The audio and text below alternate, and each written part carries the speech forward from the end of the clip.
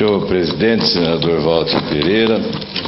há temas que atendem aos interesses nacionais e há aqueles que, embora não sejam tão abrangentes, atendem às expectativas de milhares de brasileiros.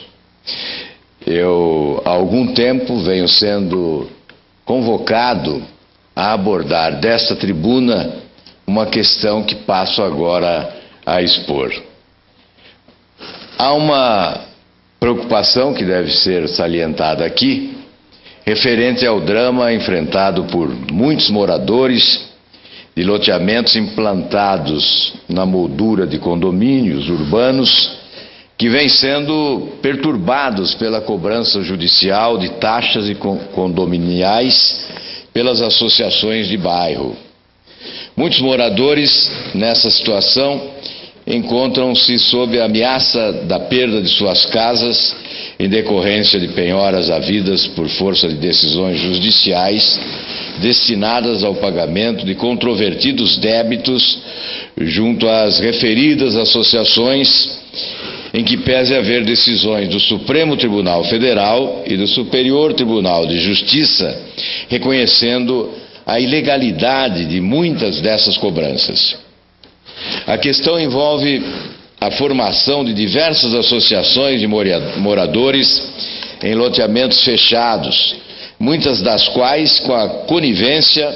ou a autorização expressa das respectivas municipalidades e as quais, em razão de considerarem-se condomínios atípicos, pretendem cobrar taxas mensais indiscriminadamente de todos os moradores existentes na área de abrangência estatutária do respectivo loteamento ou bairro, a título de rateio das despesas, tais como as referentes à vigilância, limpeza, custeio próprio, conservação e embelezamento das áreas comuns.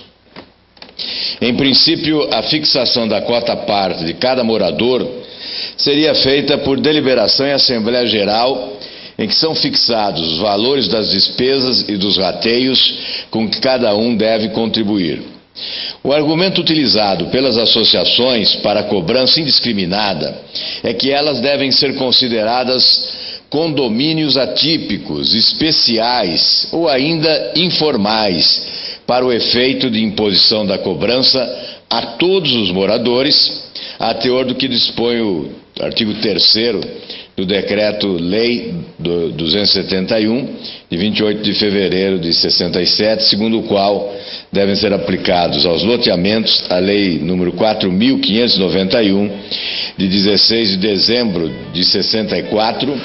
equiparando-se o loteador ao incorporador, os compradores de lotes aos condôminos e as obras de infraestrutura à construção da edificação. As associações alegam ser contrárias ao direito que alguns moradores alegam ter, de mesmo em se beneficiando dos serviços prestados pelas associações, não paguem as respectivas contribuições mensais, independentemente de adesão ao ato que instituiu o encargo. Constata-se nos tribunais estaduais que há precedentes jurisprudenciais, segundo os quais, se o morador ocupa imóvel situado dentro da área de abrangência da associação de bairro, não é permitido a ele negar-se ao pagamento das cotas mensais, porquanto usufrui dos serviços prestados e das benfeitorias realizadas pela associação, mesmo que não solicitados, de modo que não se afiguraria equânime nem jurídico deixar de realizar a devida contraprestação sob pena de enriquecimento injusto. O que precisa ser ressaltado desta tribuna? O nosso ordenamento jurídico não admite a adesão associativa compulsória, conforme prevê o artigo 5º, inciso 20 da Carta Magna, ao assegurar expressamente que ninguém poderá ser compelido a associar-se ou a permanecer associado. Esta é uma imposição que desconsidera o desejo do envolvido. É inquestionável que a Constituição assegura a qualquer pessoa a liberdade de não ingressar em nenhuma associação contra a sua vontade, tampouco manter vínculo de permanência, de modo que não há como impor a alguém o ato de adesão ou de permanência em uma associação. A ministra Nancy Andrighi, que foi acompanhada unanimemente pela terceira turma do STJ, aderiu ao entendimento do ministro Fernando Gonçalves, segundo o qual o dever de pagar ou não contribuições à associação que administra e mantém determinado loteamento, sem efetiva constituição de condomínio nos termos da Lei 4.591 de 64, constitui obrigação autônoma que não acompanha a transferência da propriedade sobre terreno participante de tal loteamento, de modo que as taxas de manutenção criadas por associação de moradores não podem ser impostas a proprietário de imóvel que não é associado nem aderiu ao ato que instituiu o encargo. Poderíamos reproduzir outras decisões,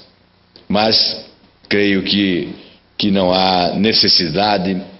em razão do conteúdo e da solidez da argumentação exposta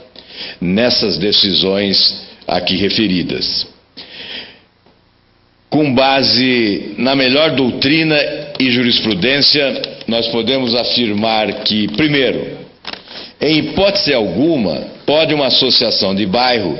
compelir os moradores de determinado loteamento não condominial a contribuir para o rateio de despesas, caso esses moradores não sejam associados ou tenham se desligado dessa associação.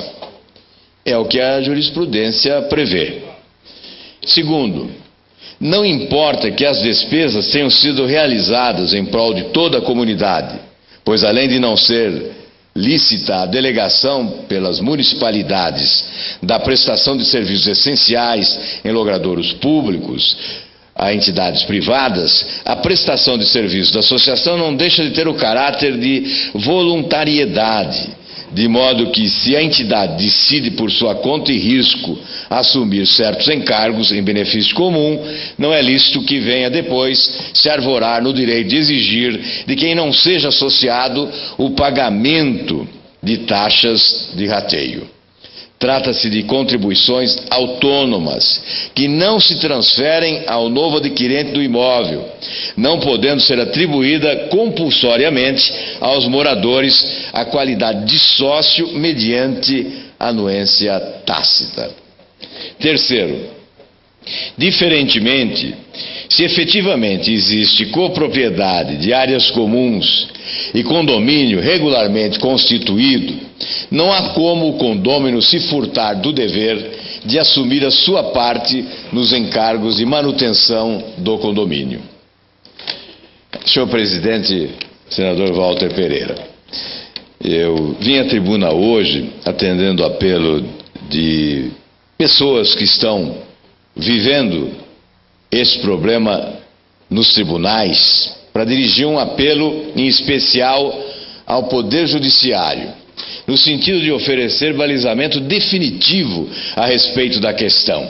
de modo a banir a ação danosa dos falsos condomínios, bem como as autoridades municipais das localidades que abrigam elevado número de ações judiciais envolvendo a cobrança de taxas por associações de moradores e similares.